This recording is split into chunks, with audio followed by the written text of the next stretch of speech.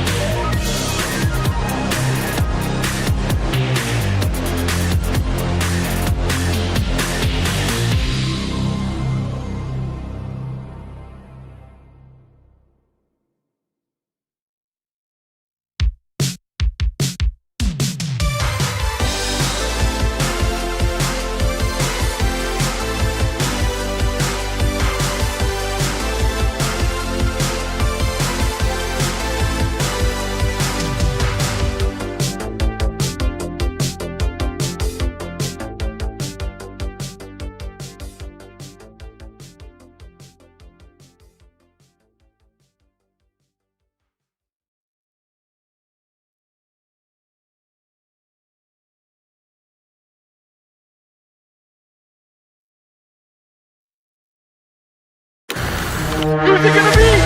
This is it! One more! Oh my god! My brain's gonna explode. My brain's gonna explode. There's something sinister afoot, absolutely. Hello, everybody, and welcome into the Slightly Biased Show here at the incredible Haymaker studio. Make sure you guys like the stream. Make sure you guys subscribe if you're not subscribed for whatever reason. If you guys are not subscribed to the Haymaker Network, link is down in the description. Please go and do so. There's plenty of things to watch already. We've got a Dirk interview over there. Hey, I'll be interviewing Dirk before too long. Nick Van Exel. You got the One Star Podcast over there as well. It's on all podcast platforms. Spotify, Apple Podcasts. You can find me there, The Slightly Biased Show. Go leave a 5-star review even if you don't listen over there. I don't give a fuck. Just leave a 5-star review. Okay? And yeah, make sure you subscribe. Join the Metroplex Sports Party. We'll have to work on that with the slogan. I'm not sure about it, to be honest with you. But anyways, we got a busy show today. Joel Moran from the Pick a Side podcast. You guys know him. He's joining us, the Joel Moran podcast as well. He's joining us. We've got some Anthony Davis news. I am going to talk some MNFL. We're going retro, man. We're putting the shades back on today. We're feeling delusional today. No, I'm just joking. And we're also going to talk NBA contenders or pretenders. I always love doing this because I love breaking hearts. And there's one team I can't wait to shit on. You guys know who it is. So let's bring in Joel and let's talk about. This is a live stream, by the way. You guys always ask the chat. We are live right now. If you donate, if you donate, obviously thanks for your donations. We'll get to them at the end. But Joel, what's up, brother? It's good to see you, man. It's good to see you too. I'm loving this setup, man. It looks awesome. Yeah, man. And I can't wait to talk about the playoffs and about contenders and pretenders. Yeah, man. We got some good deals on some equipment, $2 billion, but it really, at the end of the day, man, what's money, Yeah, you're right. So I got to ask the first and foremost, I am so fascinated. If you guys don't know, Joel Moran, Pick a Side podcast, I'm so infatuated with you guys because each of you root for like 15 different fucking teams. Yeah. So, you're a Jets fan first and foremost, correct? I was first. So the reason why I switched from the Jets was because it just didn't seem like there was any way that they were going to get better. Every single avenue that they've approached of trying to get better has just failed. With drafting quarterbacks, they've drafted plenty of them, and most of them have went on to have successful careers elsewhere, but not with the Jets. Coaches have went on to have successful careers post the Jets, and then I just thought it was the final straw. And the Packers were the most obvious emotional gravitation for me because Jordan Love sat for 3 years behind Aaron Rodgers, but every step of the way, I thought that he would be a star coming out of college, and he was talked down on, and people doubted that he could even play at this level. And I kept believing in him, and then he broke out into a star quarterback that he is, and it was just an obvious attachment. It's like when you root for your favorite player in the NBA, like mine would be like Anthony Edwards, and they break out and they do amazing things. Oh, no, not Anthony Davis. And they just break out. It's no different than, we have a lot of Mavericks fans here, I'm assuming. No different than, me being a Knicks fan, and I was a big Luka Doncic fan. When Luka Doncic played really well, I was a big Luka advocate. But the Jets, I don't think their ownership cares about its fans. I don't think they try to make the team better. I don't agree with a lot of the political, personal ideologies either from the ownership group. So it just felt rational for me to take my emotional investment elsewhere, because I feel like a big part of supporting a team is supporting its values, and I don't support their values. So I decided to support another team's values that connected with me more, and that's why I chose the Packers. And it paid dividends this weekend, huh? No, it was awful. I was not expecting it. It was completely awful, but a friend of mine told me that I got the full Packers experience this week because they've been through a lot of playoff heartbreaks over the last 16 years, and I just thought, listen, man, I got to go through heartbreaks. And this was my first real heartbreak in the playoffs because they choked like this to the Bears in a regular season too. And that was a heartbreaking loss. But to do it in the playoffs, it was just the most unbelievable, bizarre thing ever. I could not believe it. And it has me in a funk still. Like right now, I'm still pretty much in a funk because they lost. So I want to circle back to the NFL playoffs in a bit. And I got to be honest with you, I had a big smile on my face all weekend. Great hate watches. The Packers lose. The Eagles lose. Like I was having a great time. But I do want to talk because just before you came on, I guess Mike Tomlin just got fired, apparently. Wow. Or Mike Tomlin out as Steelers head coach. Maybe he stepped away. Or one of those, how those can be with the language and that stuff. Kind of surprising, I guess. It's kind of surprising, but at the same time, not so much. He has 7 straight playoff losses. That's tied with Marvin Lewis for the most. And a lot of Steelers fans have been kind of fed up with Mike Tomlin because it's been the same bland offensive approach. They make the playoffs, they get blown out. And at some point, it's like you're the Atlanta Hawks of the mid-2010s, or you're the Chicago Bulls currently, where you're a playing team, but you're never a contender. And they never bottom out completely to draft a new quarterback, and they just keep being in the same repeated stuck cycle. And this was their final straw. I would say it was maybe a week too late, because if they lost week 18 against the Ravens because they had a do or die game to make the playoffs last week, whoever lost that game was getting fired. The Ravens lost. John Harbaugh got fired. If the Steelers lost that game, I think that Mike Tomlin would have got fired too. So it's good that the Steelers didn't change their process and approach. Regardless, if their season ended in disappointment, Mike Tomlin was going to be gone. And I don't think it's the wrong approach. I think he's been the coach long enough, and they need a new philosophy in Pittsburgh, because with Mike Tomlin, they just have had no playoff success. Yeah, I feel like I'm changing my stance a little bit on these things, because like I get needing a new voice, needing a new culture, like you said, when some of these like long-term coaches, it's been a while since they've won, so it's time for them to step down. But at the same time, it's like, oh man, the Steelers just had winning seasons every year for like 15 years, however long and however many years in a row it's been. It's like, that's pretty hard to replicate.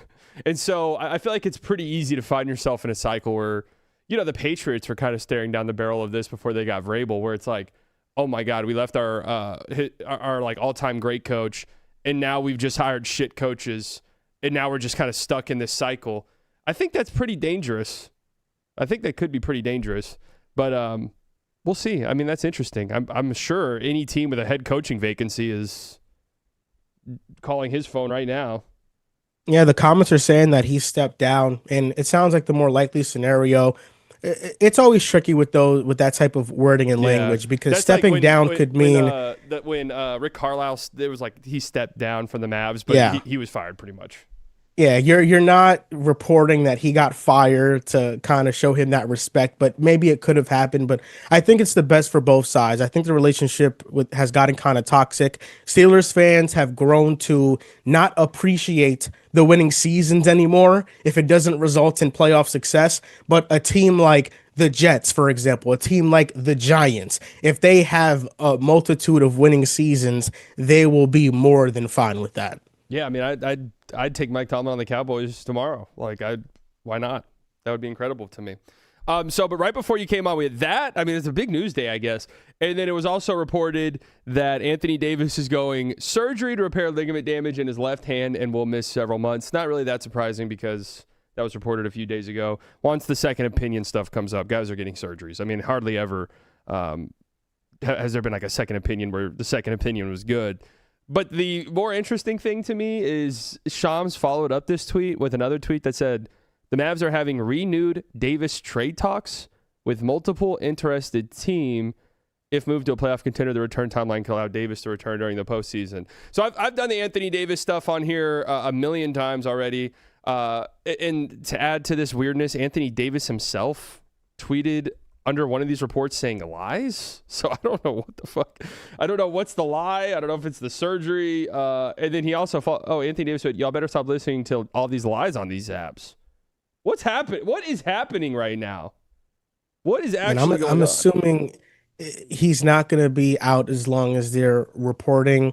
It is unfortunate just how off the rails everything for the Mavericks has gone since they traded Luka in regards to the return they got for him.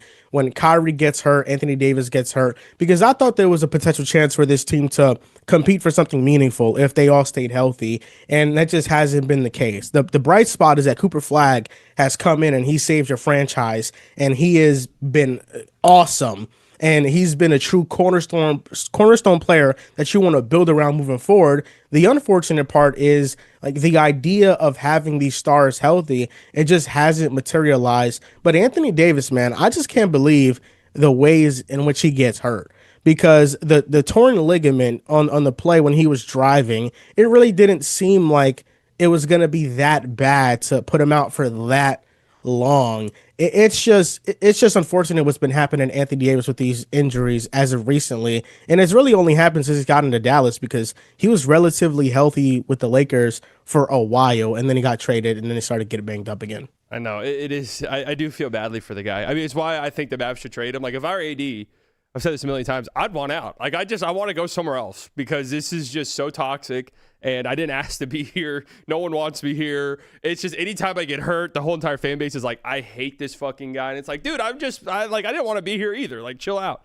Mark Stein did say there's optimism in Dallas that Anthony Davis could return at some point in March. So, okay. I mean, I guess we'll see. But, by that point, the Mavericks will be like 30 games below 500. So I don't really get that. What is your you're a Knicks fan. What is your kind of opinion on AD trades? I just want to know as like a neutral observer, because I think it's hard for Mavs fans to really gauge the market. I don't think the Knicks would be interested in AD, but do you think like an AD market could materialize? Do you think in the Eastern Conference, right, if a team like Atlanta or Toronto swung an AD trade, that it could swing the balance of power in the conference? If he's healthy, I think so. And I don't think there's much of a market for Anthony Davis, just truthfully speaking, because of the injury history and the big contract. You also have to worry about that. But when in regards to Anthony Davis, like I do think that the Atlanta Hawks make the most sense because the Hawks might not have to trade much. Reese Shea, CJ McCollum, if he's eligible to get traded, sometimes those rules with the CBA is a little bit tricky when somebody else gets traded from another team. You can't trade them to another team after that. But the salaries would match and they could maybe bring on Anthony Davis.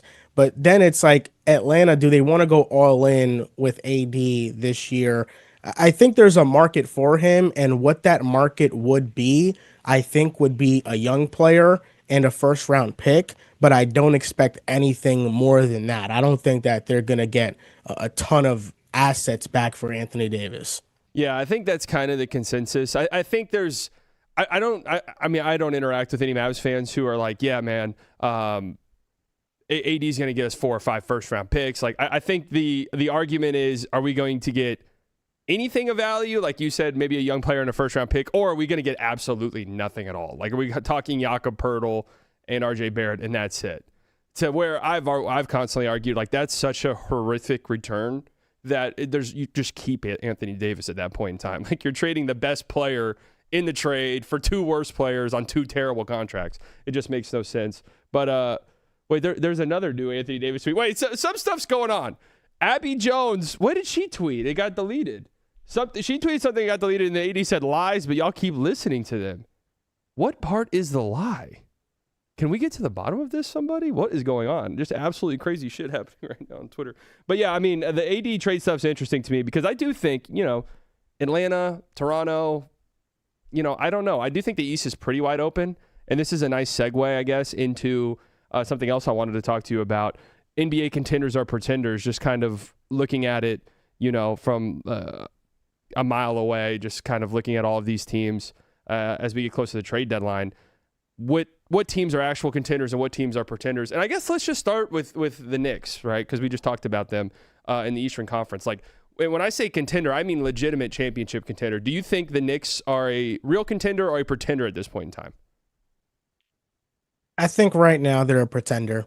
And I think they're a pretender because mostly they've been kind of banged up throughout the season. Josh Hart, his absence has been huge for the team, and I think he brings a lot of energy on a nightly basis.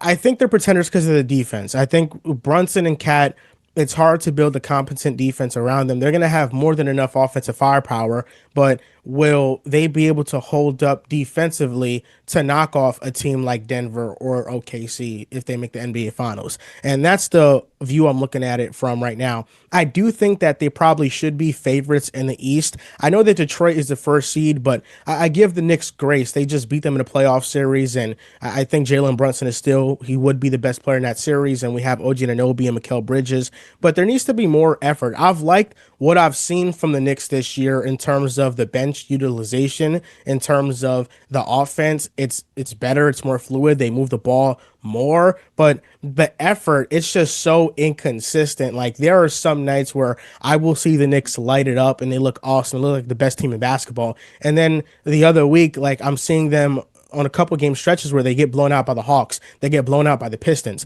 and they just don't look like they're checked in and they're really engaged at all. So I've gotten different versions of the Knicks this year. I would like to believe that they could get to the level of being a contender, but right now they have just been too inconsistent as of recently for me to have the utmost confidence in them.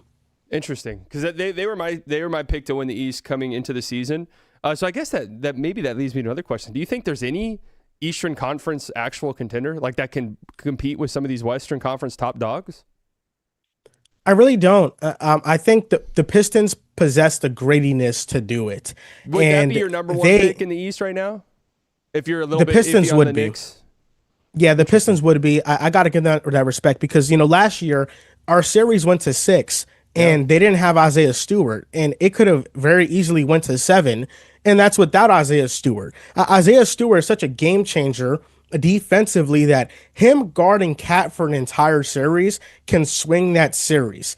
And we saw the other night when the Pistons played the Knicks and Isaiah Stewart was guarding Cat. Cat had an awful game. So the Pistons, I feel like they have the defensive moxie to make it out the East, but their issue is going to come down to perimeter shooting. Duncan Robinson is like the most reliable outside shooter. Asar Thompson is not somebody you're relying on to shoot the ball. Tobias Harris is inconsistent.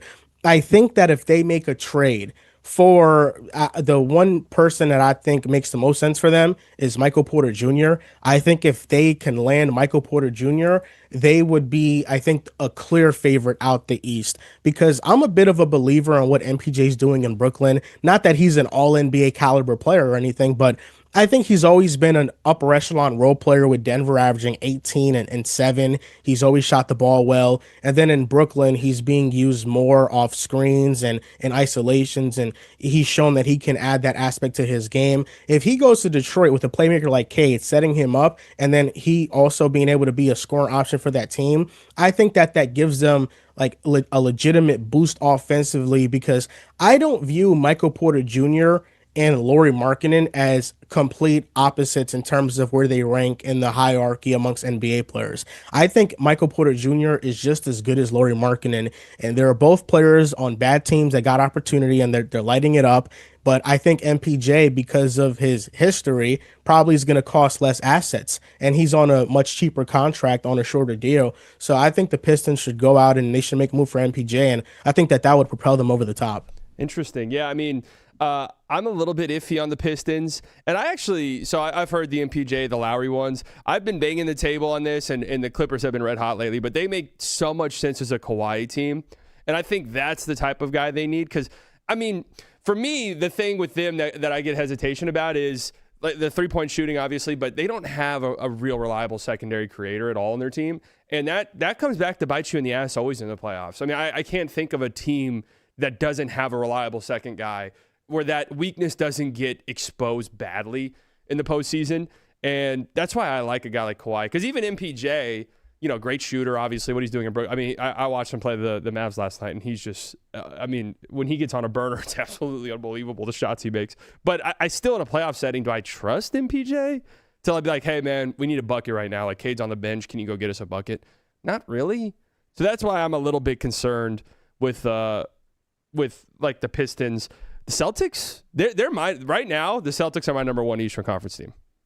Yeah, that makes sense. I mean, they're dark horse because they're a top 3 seed without Tatum, and if Jason Tatum is going to come back this year, and they're getting him back, then I think there's a legitimate case for them being the number 1 team in the East, especially if they make a trade for a center. I think their young players have been awesome. Like Queta has really broken out this year, and he's been a rebounding machine, and they're going to be a real threat. So I can definitely see that. And they have a lot of young players that have stepped up and they're energetic and they bring a lot of hustle. Like Jaylen Brown is the head of the snake. He's in MVP talks for a reason.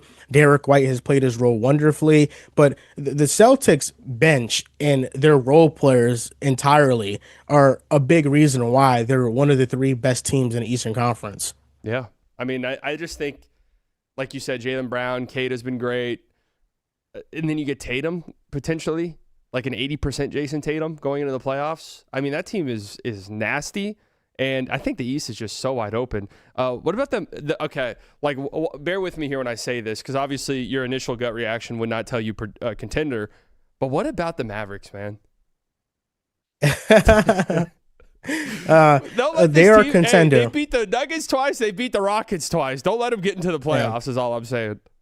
They are a contender for a top 5 pick. Okay. I would say. Hey, I'll take that one as well. I'm going to derail this because this AD stuff is actually crazy.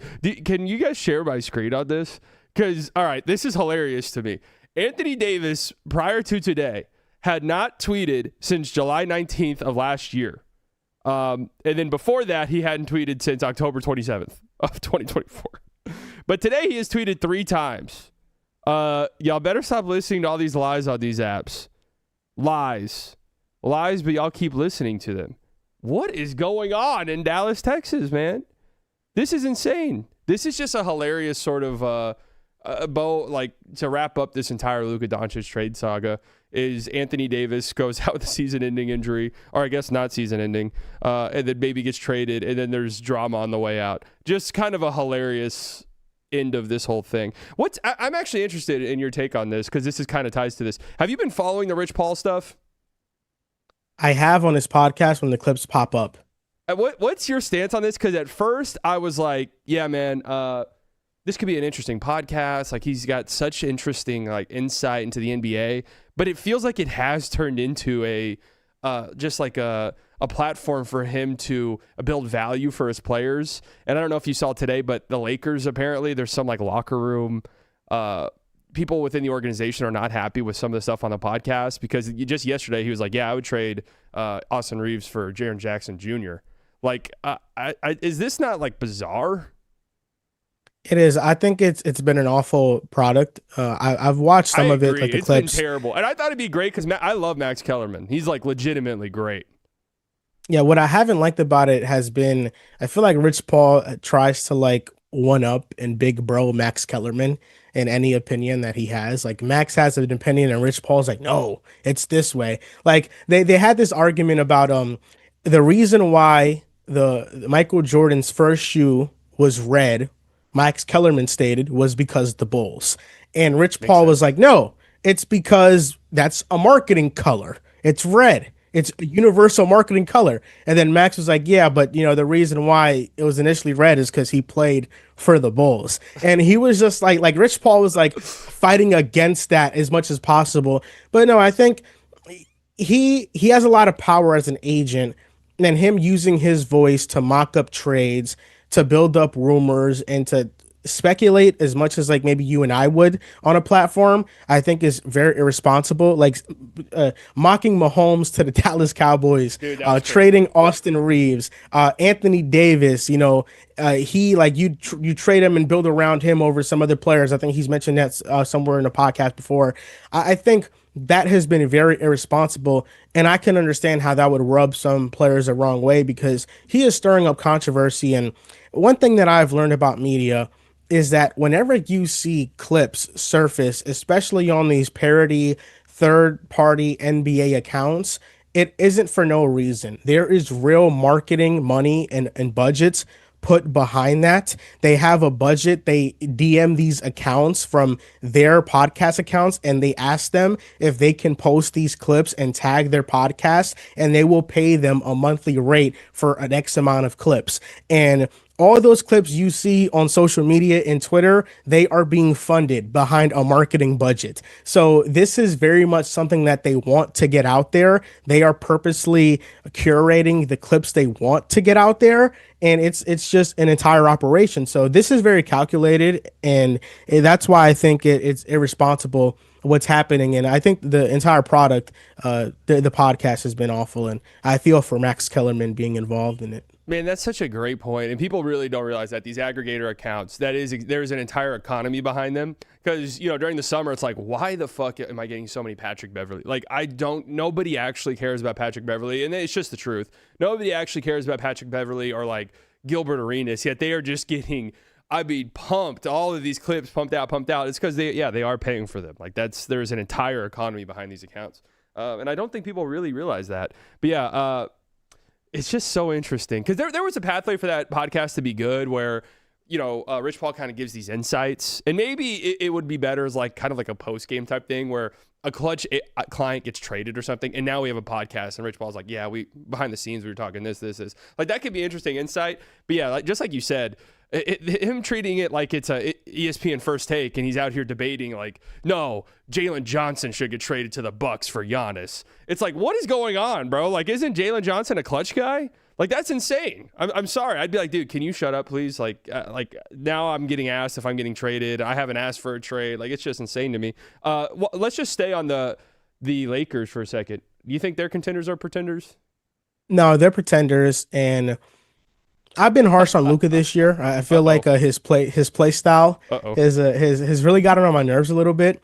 I do think that there's also a necessary backlash that he gets, and you're never gonna have a fan base support you like you first. And the way that Mavericks rode for Luka, it will never be replicated anywhere else. What that was genuinely special, and I feel like they realized all of the blame that was supposed to go elsewhere that wasn't on him. Now, with the Lakers, he has 40 last night, and Marcus Smart, Vando, and Laravia combined 0 for 15 from 3, 0 for 20 from the field. They can't make any shots. I feel for Luka because Luka got traded to a situation that had nothing to build at all. If Anthony Davis remained there and LeBron retired within a year, the Lakers were going to be one of the worst teams in basketball. Like, vying for top picks, they were going to be not competitive at all. But because they got Luka, it restored hope that they could potentially compete. And the fact that they have won as many games as they have won because of how great Luka has played and Austin Reeves has played, I think it has masked just how bad the team is. Like, this is a team that relied on minimum contracts of Ayton, Marcus Smart, and Laravia to come and save their team. And I think given what they could have done this offseason, those were objectively fine moves, but they really have little to no pathways of improving their roster. And when you look at every superstar in the league, like the Jokic's, the SGAs, the Tatums, the Wembys, the two superstars that are in the worst situations in terms of team building are Giannis and Luka. And I like, people talk about the Bucks all the time and how they have nothing to build around Giannis. What makes the Lakers the exception outside of that they're the Lakers? Because they have no assets to build around a star. I mean, that's just... Joel, you should start a podcast, Joel. That was fantastic. Hey, thanks, man.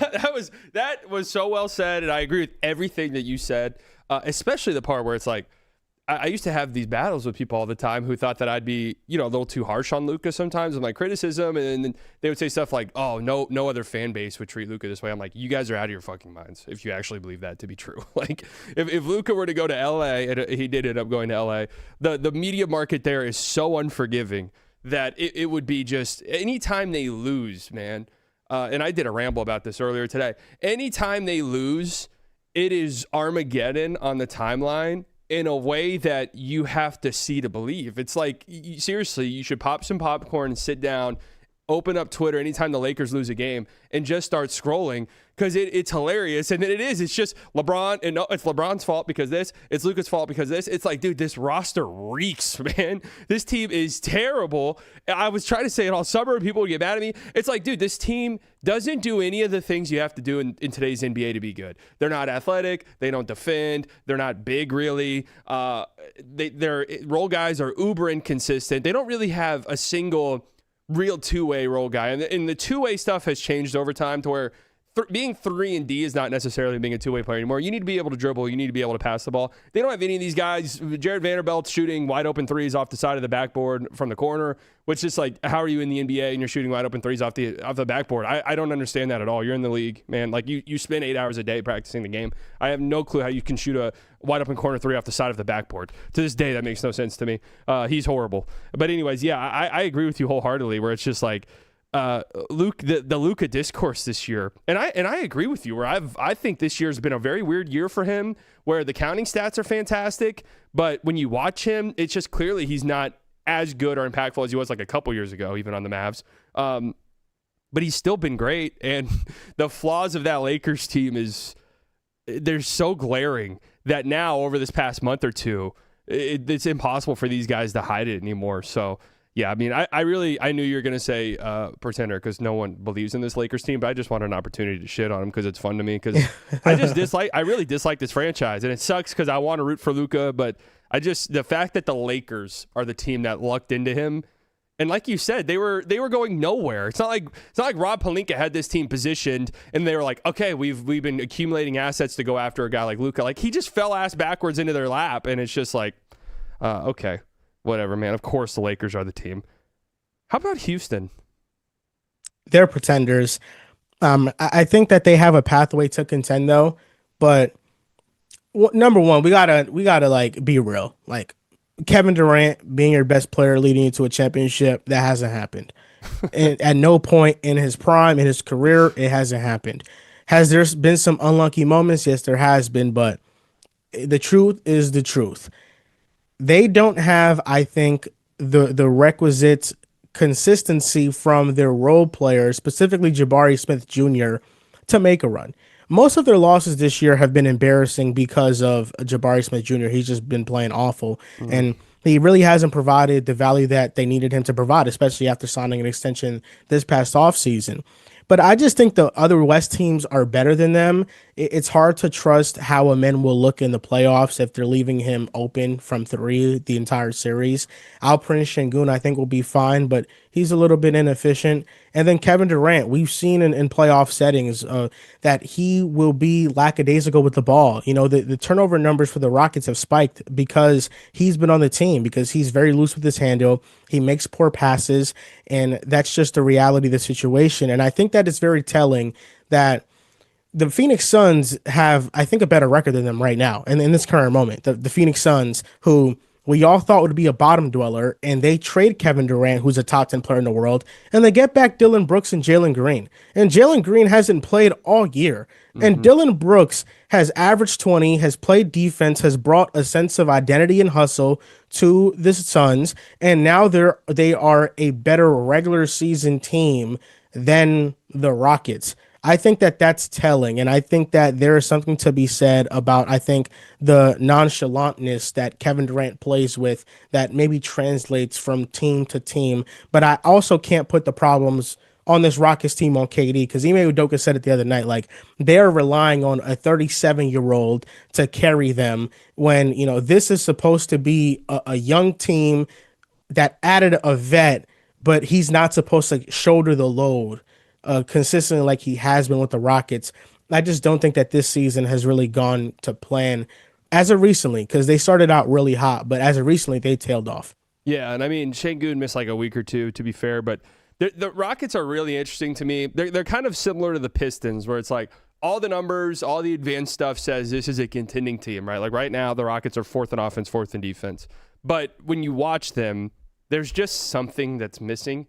And really what it is it's a reliable, or at least a secondary guy that in a clutch setting, you know, like the Thunder have J-Dub, and J-Dub's been shaky so far this year, but they have that guy. The Nuggets have Jamal Murray, obviously. Like even the Lakers, like why did the Lakers have such an unbelievable clutch record? Well, they've got Luka and LeBron in the clutch, and Reeves whenever he's healthy. Like those guys can go out and get buckets. That's Houston's big problem, and I agree with you. I just there's something that's just missing, and I would love for them to be good, but you just know you're going to get a game where Amen Thompson's 6 of 18 from the field, and he's airballed 2 free throw line jumpers, right? Like that's going to happen. Yeah, the 3-point shooting is rough for them.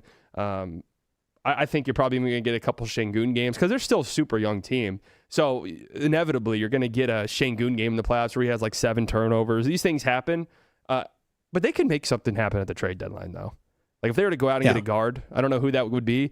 I think if I'd say it's a non-0% chance. The Mavs would never trade Kyrie Irving.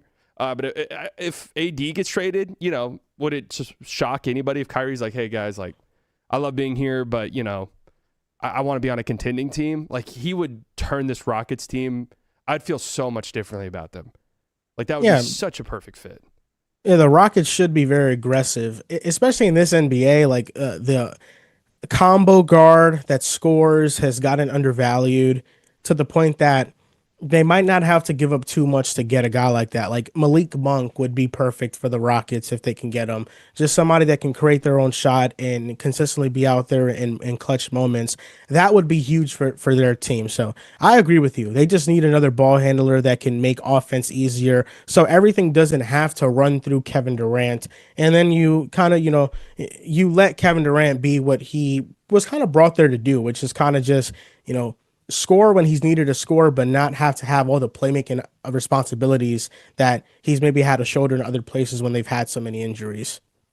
You mentioned the Suns. Are they getting to a point where you have to kind of consider them, or are they still just like a fun, whoa, this is crazy type of story? They're still just a fun team, and it's good to see them play well because Kevin Durant was drawn back and forth with Suns fans. That's when it's going to happen when somebody gets traded. And, he basically commented on them and said that, hey, enjoy a season with no expectations and, nothing going for you guys pretty much. And they're playing really well. I think that, the Suns are still a fun, frisky team, but they're building an identity and a culture behind Jordan Ott. And I think you look at the Cavaliers and them losing Jordan Ott on the coaching staff and how terrible they look. And then he's on the Suns, and the Suns have been like a top 10 defense this year. They're a top half offense this year, and they're just playing good basketball. Like Colin Gillespie's broken out. You also have contributions from Jordan Goodwin as a role player, Jamari Boye, like Ryan Dunn playing defense, Royce O'Neal hitting his shots, and Grayson Allen. Like they have built a good identity with their centers too, Mark Williams and Oso Ighodaro. Really, Cayman Malawach hasn't even contributed to this team as a top 10 pick. And it hasn't mattered because they've just been really good as a entire collective. So I think that we'll see what happens when they get Jalen Green back, because when he did play, his first game was completely amazing. And then he just got injured in the second game. So we'll see what happens. But I think they're still a fun team.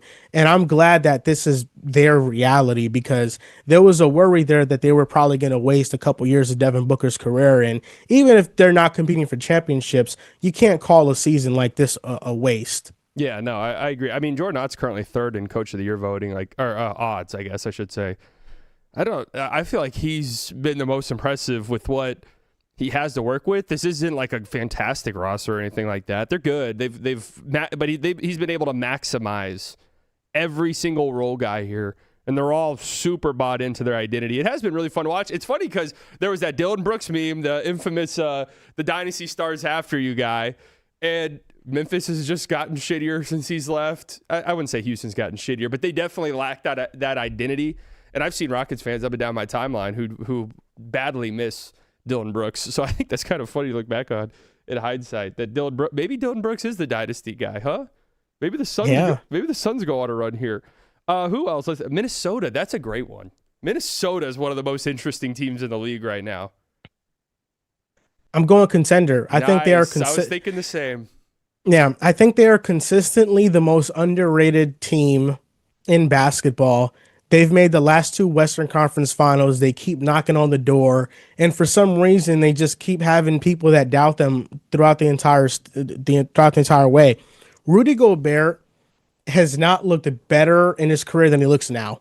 Offensively, he's catching everything. He is finishing at the basket, and he's always been hyper efficient. But I think the difference now is that he's really being aggressive at the catch point, and he's really catching these passes. That's like the biggest thing. Defensively, he should be the leader in Defensive Player of the Year odds. Agreed. He's been the best and most consistent defensive player in basketball. When you have a player like Anthony Edwards, who has consistently got better, who's shooting career highs at the rim, mid-range, and at the three, who's averaging 30, one of the best shooting guards in the league, I think the best shooting guard in the league. And then McDaniels, Randall, Dante DiVincenzo. That five-man lineup, I believe, is the best five-man lineup in terms of net rating in the NBA, or at least one of the five best. Like, it is up there.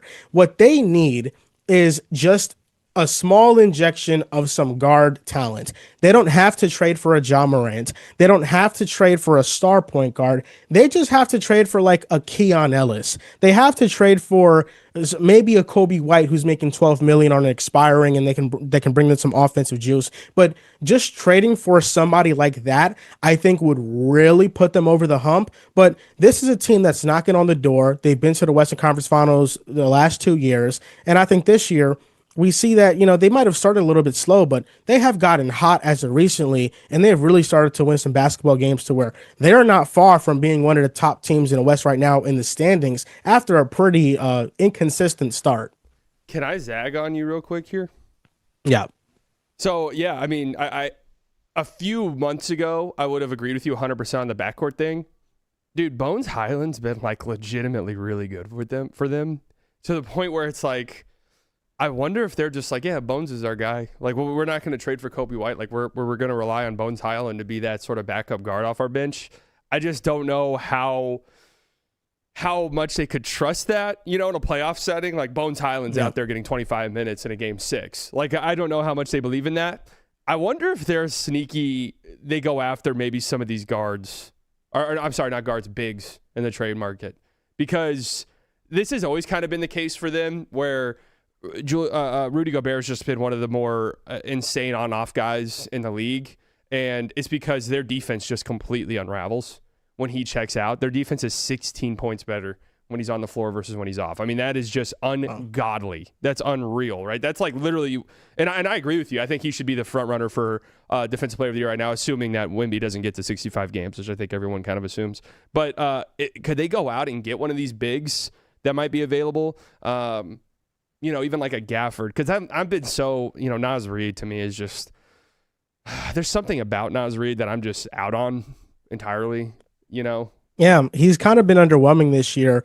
And the problem with their bigs is that they're finesse bigs. Like Naz Reid's going to shoot the ball and rebound occasionally, but he's really not going to attack the glass or play defense all that consistently. And Julius Randle's effort issues are inconsistent across the board, even dating back to his days with my Knicks.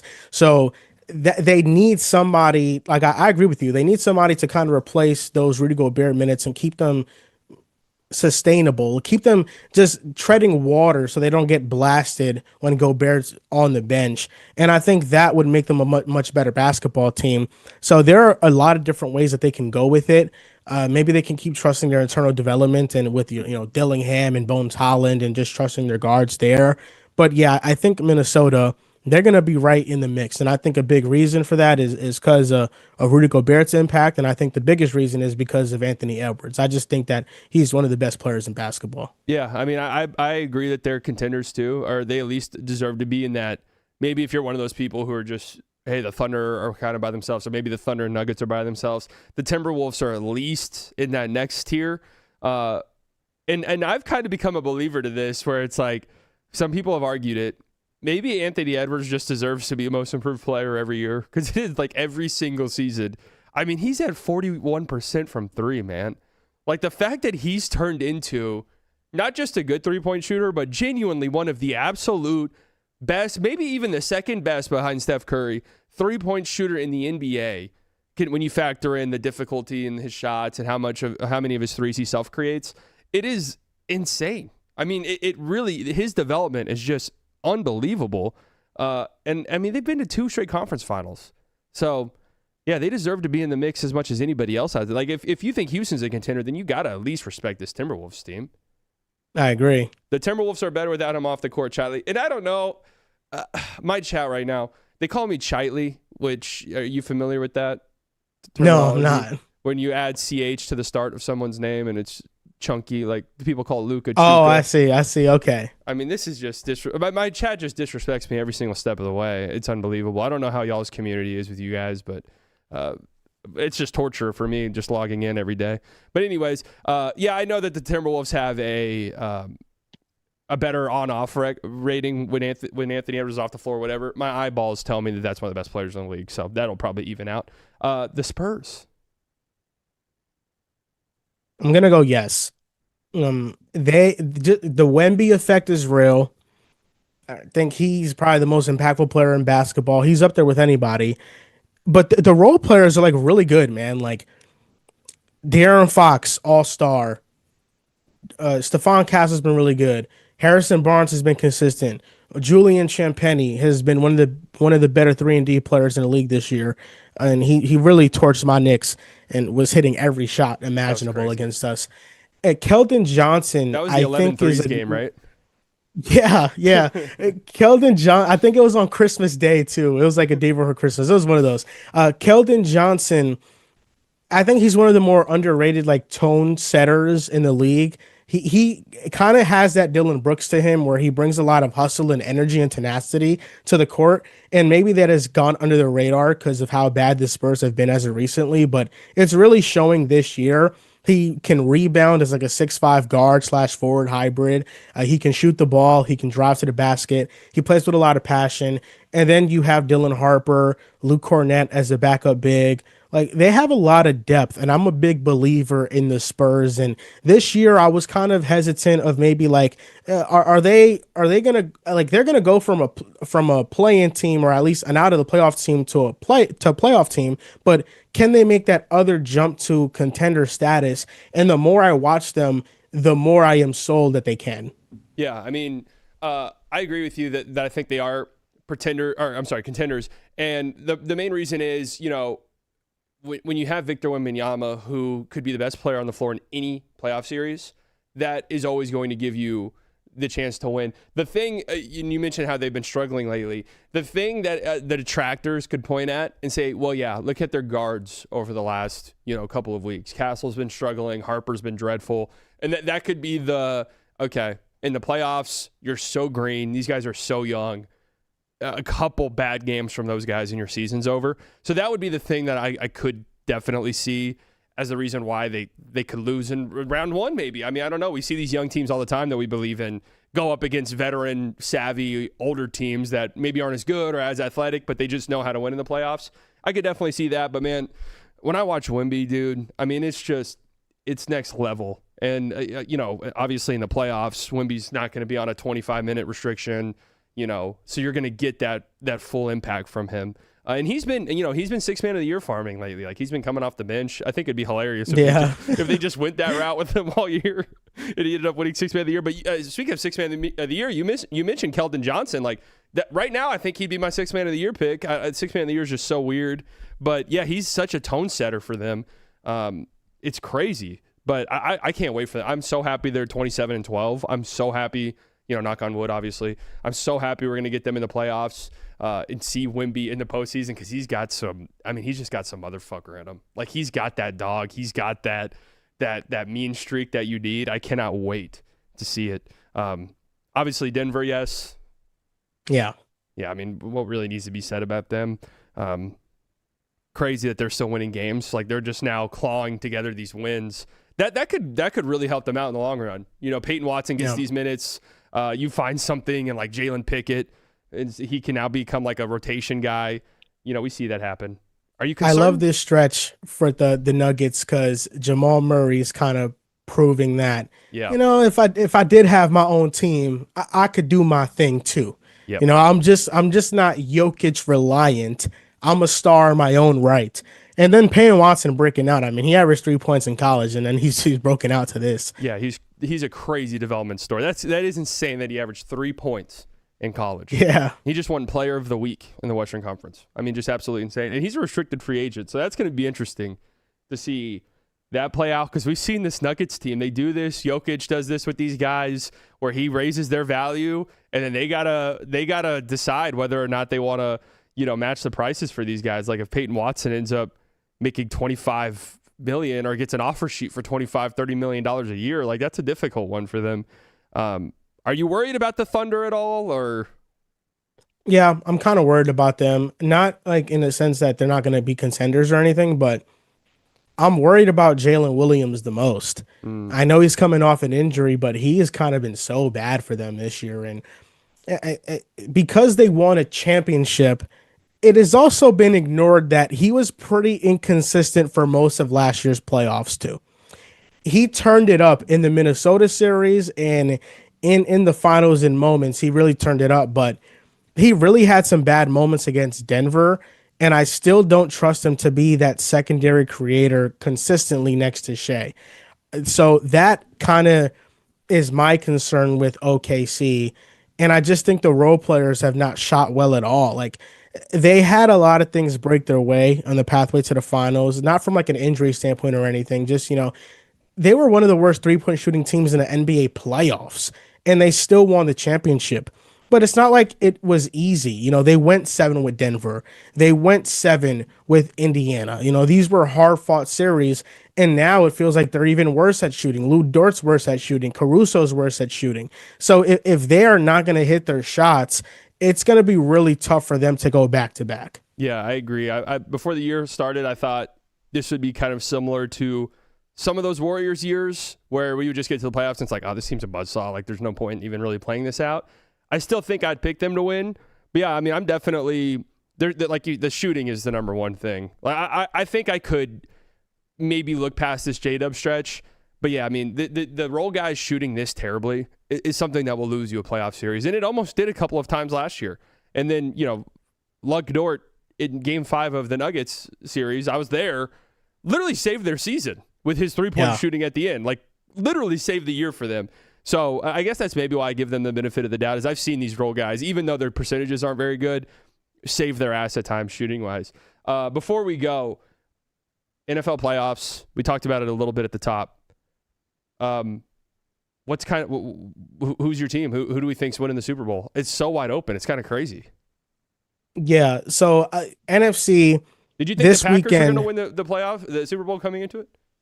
After Micah went out, no. When Micah got hurt, I didn't think it was going to happen anymore just because their defense had fallen off a cliff. Well, you got Trayvon The Diggs. offense was, yeah. He didn't even play. Yeah, I thought he got one play. Yeah, man, he should have played more, man. He shot next to was getting burnt out there. Yeah. But I have the Seahawks over the 49ers. I have the Rams over the Bears. In the AFC, I have the Bills over the Broncos, and I have the Patriots over the Texans. So the AFC championships and the NFC championships, I have the Bills, Patriots. I have the Seahawks, Rams. I'm going to take the Bills. I'm going to take the Seahawks. Bills, Seahawks is my Super Bowl.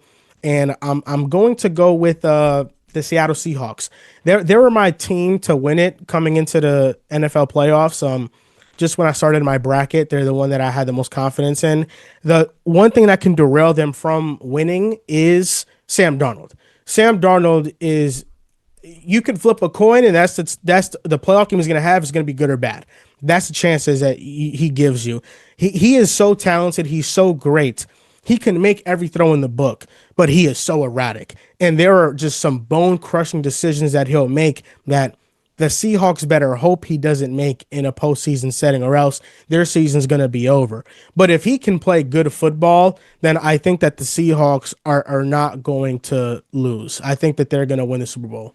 Yeah, so I mean, I don't follow the NFL really much anymore, so I don't have like the like hard hitting analysis. My analysis whenever I was making my bracket was I closed my eyes and tried to imagine things, and I just could not close my eyes and imagine Sam Darnold winning a Super Bowl. Like, that was one of the things. It was like, I just cannot. That's fair. How did that make you feel as a Jets fan, by the way? It made me feel kind of like vindicated and justified for leaving the Jets, honestly. But like last year when Darnold broke out, I predicted in the offseason that not only was he going to break out, but he was going to do it with the team he did it with in the Vikings, because I predicted the Vikings would sign him and he would revive his career there. So I was happy for Sam Darnold, and it kind of just like reaffirmed everything that I already thought. And it's like that the organization has failed these players more than these players have failed this organization. And I don't know when it's going to change or turn around. Now, I even though like there's some animosity still for me with them now, I do hope that one day they do become good. I think it'd be better for the league. They have a really passionate fan base, but they have to make the right decisions, and their ownership just consistently has not. And they're coming off of an all-time bad season this year too. So I don't even know, but it just kind of reaffirmed that the players always had the talent. It's just they were put in a bad position to succeed, which is unfortunate because I was all in on Sam Darnold with the Jets. How the hell do you go a whole year without getting an interception? That doesn't even make sense. Unfathomable. Really? Yeah. How does a ball not just bounce off a lineman and into like a linebacker's hands? That makes no sense. I've seen people say this before because of Sam Darnold's thing, where people are like, maybe we just throw away any Jets season. And there's people who are like, some team's going to revive Zach Wilson. You think that's possible, or is Zach Wilson beyond gone? I think it's possible. You can't rule anything out, man. Like if somebody told you Geno Smith was gonna revive his career after he was a backup for Eli Manning and Phillip Rivers and Russell Wilson, like nobody would have believed it. Like he was done. Like nobody thought anything of him, and he revived his career. So I don't think you can completely rule out Zach Wilson, but I do think his pathway is a lot tougher because it doesn't seem like there's any team out there Is he in that the is league? kind of. He is in the league right now. Okay. He's the backer for the Dolphins. Okay. There's no team out there that is willing to give him that opportunity. Like the Dolphins bench Tua, and instead of starting Zach, they started Quinn Ewers, their seventh round rookie quarterback. So Zach Wilson, I think after that happened, there was a report that came out, maybe from his agent, that like he was frustrated and like that he wasn't the starter, which I would have been too. Like he's on a 1 year deal. Those 2, 3 games matter for him and maybe getting an opportunity elsewhere. And he just was not given that. So a lot of it is just receiving an opportunity, and he just has yet to do that. Yeah, I mean that would be so funny if Zach Wilson revived his career. Somebody asked me to ask Yeah. about Dante Moore to the Jets. Yeah, Dante Moore is the projected second overall pick. And this past weekend in the college football playoff semifinals, he had 3 turnovers against Indiana. He didn't play that well. And the worry with him is that he's only started one real full year of college. And that is concerning because when you watch him play, he doesn't have a natural feel for the position yet. He's very raw. And if the Jets select him with the second overall pick, my opinion is that it would probably not end up good. They will probably end up selecting him because they really need a quarterback, but not because he is the right quarterback with that pick. So, it's very hard to develop a quarterback, and when you pigeonhole yourself into selecting the wrong one, that can cost you 2 to 3 years of your franchise. So I hope that he pans out. He has a lot of the tools, but if you look at the history of all the college football quarterbacks that have started the amount of games that he has with his minimal passing attempts that he has, all of them have been busts in the NFL. So it's not very encouraging. Oh man, but that seems like that's going to be the direction. It does seem like it will be the direction, yes. Well, hey, let's hope for the best, man. He did game my Texas Tech Red Raiders, so best of luck. There's to him. that. Best of luck to him. Before I don't know if I can show you my screen. I wanted to just show you my NFL prowess before I let you go with my preseason NFL picks. Which my community laughed at me, and we looked at these last night. And my God, it's unbelievable how. You have to see them to believe them. Can we get my screen on here, or is that not a thing we can do right now? Because okay, they say it's not. All right, well, that's unfortunate. I'll just read some of these out then. This is great content. Okay. I had the Bills winning the AFC East, but they did make the playoffs, so I'll That's pat not bad. myself on the back for that. I had the Jets going 5-12. I mean, I gave them a little too much credit. Yeah, it's not bad either. I had the Patriots missing the playoffs, but I had them 9-8. So that's not, Yeah. The Patriots were a surprise team this year. Not a lot of people thought they'd make the playoffs, but I did think they would make the playoffs. I had the Ravens and the Bengals making the playoffs in the NFC North, or AFC North, 0-2 there. Yeah, it didn't happen, but it weren't like I'm thinking of these as like off-season predictions, not bad off-season predictions. Thank you. Well, don't worry, it's about to get bad. I had the Titans winning the AFC South, and honestly, I don't really know why. Yeah. That's bad. Yeah, I had the Colts going 3-14 as well. So obviously they bottomed out at the end there, but I don't really know my reasoning for those. I had the Chiefs winning the AFC West. Whatever, man. Who didn't? Did you who thought they wouldn't? Yeah, I thought they would. They just imploded this year, but they'll be back. I had both the Chargers and the Broncos making the playoffs. So okay, AFC not that bad. I had the Packers and the Lions making the playoffs in the AFC North. Not terrible. The Bears 9-8. Not bad. I had the Bucks going winning the NFC South, whatever. They were a travesty. I had the Arizona Cardinals going 11-6. This was the one everyone made fun of me about. Yeah, there was a lot of like pro Cardinals off-season stuff. So I can understand that perspective. But yeah, rough season for them. Well, that's not even my worst NFC West prediction. I had the Rams going 6-11. Maybe the Matthew Stafford injury stuff got to Oh, you. that's 100% what it was. Okay, because I was looking back at these. I was like, "What the fuck was I thinking with the Rams?" Yeah, we must have did this because people were like, "He might not play this year because of his back." That was like a thing. Yeah. Okay. Yeah, that it just was. made me feel a lot better about myself, actually. Well, no, because actually this was the worst one. I heard the Giants going 11-6 and making the playoffs. Yeah, that's bad. What was I thinking there, man? I got the Cowboys right on. I thought they'd win 8 games. Like that's just I could predict the Cowboys accurately. And then my Super Bowl was Ravens Buccaneers. So yikes. Yeah, not that good, but hey, most of the stuff you got right. You probably went 50% on your playoff teams. It's not too bad. Oh, look, we got it up on the screen now. Yeah, I mean the Giants going 11-6 is just hilarious, man. What was I thinking? I'd have to know. I'd love to go back and listen to what I said. But yeah, so this is just an example right here that vibes-based analysis, sometimes it's not the best. Sometimes closing your eyes and thinking about what team's going to be good isn't the best. Well, thanks for coming on, man. I had a blast talking with you today. Let us know where we can find you at. Thank you for having me on. You can find me at Joel V. Moran on all platforms, Twitter, Instagram, TikTok, and even on YouTube. And pick a side. You can catch me Tuesdays and Thursdays. We drop episodes twice a week. And then, that's where you can find me. Thank you for having me on. Yeah, man, you guys really do have a great show. So if you haven't listened to the Pick a Side podcast, you guys been friends for a long time. I mean, that's just the vibe it gives off, right? I'm assuming. Yeah, now it feels like we've been friends for a long time because we've been doing the show maybe like for 5 years now. It really is just like, it feels like you're at your hometown bar just chopping it up with your boys. Thanks. We appreciate it. Yeah, it's great. It's a great vibe. Well, thank you for coming on. Thank you guys for listening. You guys can, every Tuesdays and Thursdays here right now, soon to be every day. Make sure you subscribe to the Haymaker channel, link down in the description. Subscribe to this channel.